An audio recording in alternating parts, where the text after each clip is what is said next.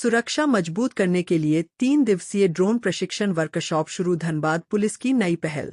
धनबाद सुरक्षा व्यवस्था को और सुदृढ़ बनाने के उद्देश्य से सोमवार को पुलिस केंद्र में 3 दिवसीय ड्रोन प्रशिक्षण वर्कशॉप की शुरुआत की गई।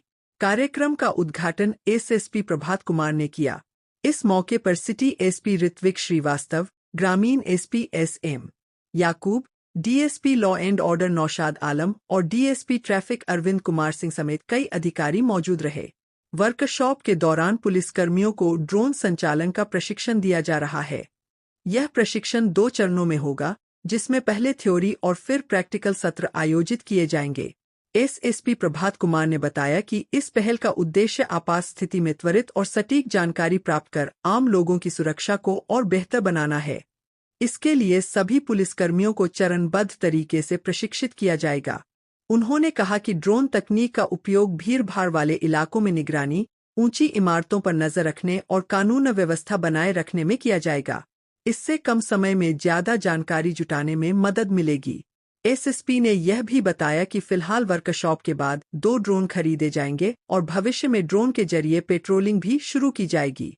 उन्होंने कहा कि लगातार प्रयासों के कारण अपराध के मामलों में कमी आई है और आगे भी इसी तरह आधुनिक तकनीक के जरिए सुरक्षा व्यवस्था को और मजबूत किया जाएगा। क्यों जरूरी हुआ और कैसे अब ये काम करें? जैसा आप लोग देख रहे हैं, हम लोग लगातार धनबाद पुलिस को आधुनिक बनाने में, तकनीकी रूप से काफ़ी सक्षम बनाने में और इक्विप करने में लगे हुए हैं।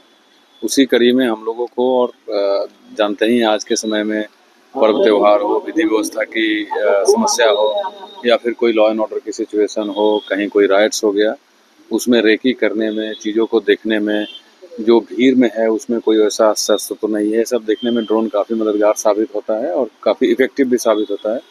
उसी को लेकर के धनबाद पुलिस में हम लोग प्रयास कर रहे हैं कि कुछ ड्रोन्स अपना प्रोक्योर किया जाए। तो उससे पहले लोगों का प्रशिक्षण जरूरी है। तो उसी क्रम में 3 दिवसीय ड्रोन टेक्नोलॉजी का प्रशिक्षण शाला का आयोजन किया गया है, जिसमें धनबाद पुलिस के जितने भी कर्मी एवं अधिकारी हैं, आप खुद देख रहे हैं, मैं सिटी एसपी हो, एसपी रूरल हो, सभी डीएसपी साहब, इंस्पेक्टर साहब, सभी हमारे एएसआई, कांस्टेबल, हवलदार, सभी को ये ट्रेनिंग दिलाना है ताकि जब हमारे पास ये इक्विपमेंट्स और ड्रोन आ जाए तो कभी भी किसी भी आकस्मिकता की स्थिति में जो पुलिस पदाधिकारी और कर्मी वहाँ मौजूद है वो खुद इसको ऑपरेट करके और आगे का काम कर सकते हैं। क्या रिक्वायरमेंट क्या होगा इसमें? कितना लिमिट चाहिए होगा?